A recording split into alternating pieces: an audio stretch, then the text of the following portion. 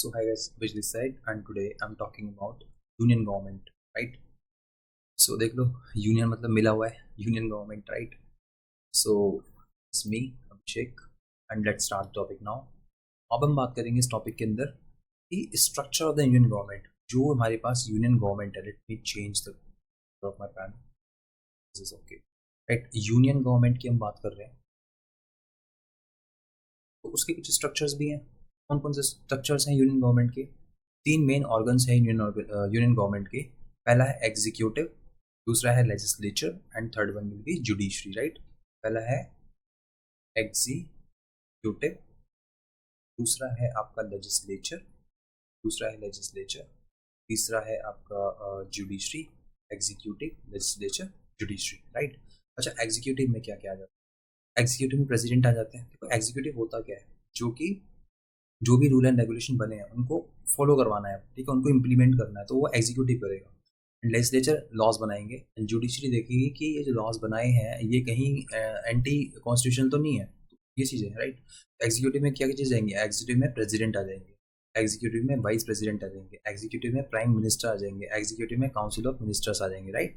अब लेजिस्लेचर में लॉ कौन आएगा भाई? पार्लियामेंट हमारे पास है. पार्लियामेंट में तीन चीज़ें, लोकसभा, राज्यसभा एंड प्रेसिडेंट. देखो प्रेसिडेंट जो प्रेसिडेंट है वो एग्जीक्यूटिव भी है एंड वो क्या है, वो आपका लेजिस्लेचर भी, राइट?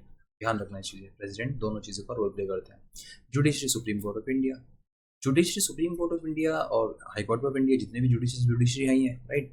अच्छा, जो यूनियन एग्जीक्यूटिव है वो आर्टिकल 52 से लेकर 78 में दिए गए, राइट? तो यूनियन एग्जीक्यूटिव कौन कौन से आर्टिकल में दिए गए हैं? 52 से लेके 78. ऑब्वियस सी बात है. ओके, प्रेसिडेंट की बात करें तो ये हेड ऑफ द स्टेट होते हैं, हमें सभी को पता है, ठीक है? Elected by N electoral college. और कैसे इलेक्शन होगा इनका? इलेक्टोरल कॉलेज के द्वारा इनका इलेक्शन होते हैं, राइट? होल्ड सेरेमोनियल पावर्स, जितनी भी सेरेमोनियल पावर्स हैं वो सारी की सारी कौन होल्ड कर रहा है? प्रेसिडेंट होल्ड कर रहे हैं, राइट? सेरे मतलब किसी को गिफ्ट देना है, कहीं कुछ बताना है या फिर कुछ स्टार्ट करना है, तो it's a kind of thing जो प्रेसिडेंट है वो सब चीज़ डील करेंगे. बट अगर हम वाइस प्रेसिडेंट की बात करें तो प्रेसिडेंट जो है वो राज्यसभा के ऊपर प्रिसाइड करेंगे. जो वाइस प्रेसिडेंट है, अभी रिसेंट में वाइस प्रेसिडेंट जो है उनका बहुत मेजर, मतलब उनका जो रेजिग्नेशन है बहुत ज़्यादा चर्चाओं में है. एंड कोई क्वेश्चन आ जाए तो ये कुछ गलत नहीं होगा वहाँ से, राइट? तो बताओ कौन सा आर्टिकल है जिससे कि जो वाइस प्रेसिडेंट से रिलेट कर रहा है रेजिग्नेशन से उनके? आर्टिकल 67 याद रखना है, ठीक है? तो ये तो है उनके रिमूवल के लिए, आर्टिकल 67 उनके रिमूवल के लिए. बट आर्टिकल 67 तो रिमूवल के लिए है, लेकिन जो आपके वाइस प्रेसिडेंट हैं, जो हमारे वाइस प्रेसिडेंट थे, उन्होंने क्या किया? रिजाइन किया है.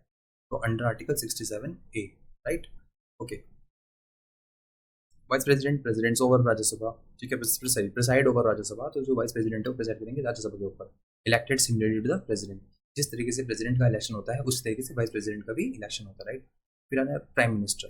तो prime minister is head of the government, right? Prime minister कौन है? Head of the government. Leads the council of ministers. Ministers के काउंसिल्स को कौन करेंगे? लीड करेंगे. कौन? हेड ऑफ द गवर्नमेंट कौन है? Prime minister. Council of ministers क्या करेंगे? तो काउंसिल ऑफ मिनिस्टर्स में पहले कौन कौन से लोग इन्वॉल्व हैं? तो देखो कैबिनेट मिनिस्टर्स इन्वॉल्व है, ministers of the state involve है एंड आपका डिप्यूटी मिनिस्टर्स भी इन्वॉल्व है. तो काउंसिल ऑफ मिनिस्टर्स में केवल काउंसिल ऑफ मिनिस्टर्स नहीं होते, cabinet ministers, ministers of states and deputy ministers, right? सब के सब काउंसिल ऑफ मिनिस्टर्स में इन्वॉल्व होते हैं. तो ये तीनों ही, ये चारों कौन है? ये चारों है एग्जीक्यूटिव. कौन है? चारों एग्जीक्यूटिव. अब बात करते हैं यूनियन लेजिस्लेचर की. तो पार्लियामेंट यूनियन लेजिस्लेचर का पार्ट है, राइट? लोकसभा हो गया हमारे पास, राज्यसभा हो गया हमारे पास. जो लोकसभा है उसमें उसको बोलते हैं house of the people, right? Lok Sabha को क्या बोलते हैं? हाउस ऑफ द पीपल बोलते हैं.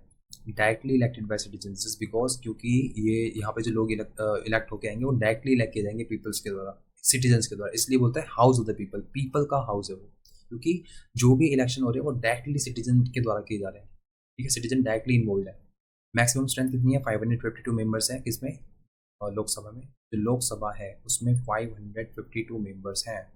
एंड टर्म्स कितनी है? 5 साल की terms, right?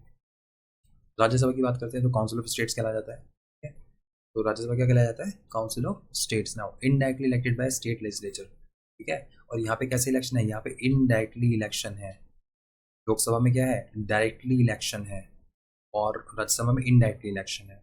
Permanent body, 1/3 members retire every 2 year. हर 2 साल में 1/3 मेंबर जो है वो आउट हो जाएंगे, राइट? हर साल में 1/3 मेंबर आउट हो जाएंगे, क्योंकि टोटल तो मेंबर 1 है, 1/3 आउट हो गए, राइट? तो कुछ तो बचे, अब जो भी बचे वो तो परमानेंट है, तो इसको क्या बोलते हैं, परमानेंट बॉडी। किसको, राज्यसभा को परमानेंट बॉडी बोलते हैं। मैक्सिमम स्ट्रेंथ कितनी है, 250 मेंबर्स है, ठीक है। लोकसभा में 552 एंड राज्यसभा में मैक्सिमम कितनी है, 250 मेंबर्स की।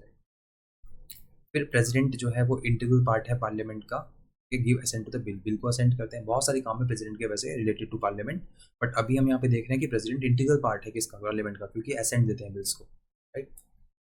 अब हम आते हैं यूनियन जुडिशरी पे। सुप्रीम कोर्ट का नाम आ गया जुडिशरी में, हाईएस्ट जुडिशियल अथॉरिटी है, राइट। रिजोल्व करते हैं डिस्प्यूट्स को between centre and state, centre and states के बीच में जो भी डिस्प्यूट चल रहा है उसको रिजोल्व करते हैं कौन, सुप्रीम कोर्ट, राइट। एंश्योर करते हैं प्रोटेक्शन को फंडामेंटल राइट्स के, फंडामेंटल राइट्स को प्रोटेक्ट करना है। 32 आर्टिकल 32 ऐसे याद रखना है, आर्टिकल अभी याद होंगे। आर्टिकल 32 किसके लिए, फंडामेंटल राइट्स के लिए, ठीक है, इंश्योर करने के लिए।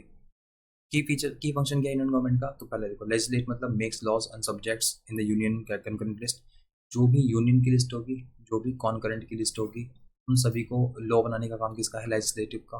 फिर एग्जीक्यूटिव क्या करेंगे, इंप्लीमेंट करेंगे लॉज एंड पॉलिसीज को, जो भी लॉज एंड पॉलिसीज बनाई गई है उनको इंप्लीमेंट करने का काम किसका है, एग्जीक्यूटिव का। जुडिशरी क्या करेगी, इंटरप्रेट करेगी लॉज एंड इंश्योर करेगी जस्टिस को, कोई लॉ गड़बड़ ना हो जाए, कोई लॉ लोगों के अगेंस्ट ना चले जाए, उनकी राइट्स ना छीन ले कोई लॉज, तो उसको इंटरप्रेट करने का काम किसका है, जुडिशरी का है, right. Financial prepares and passes union budget, बिल्कुल।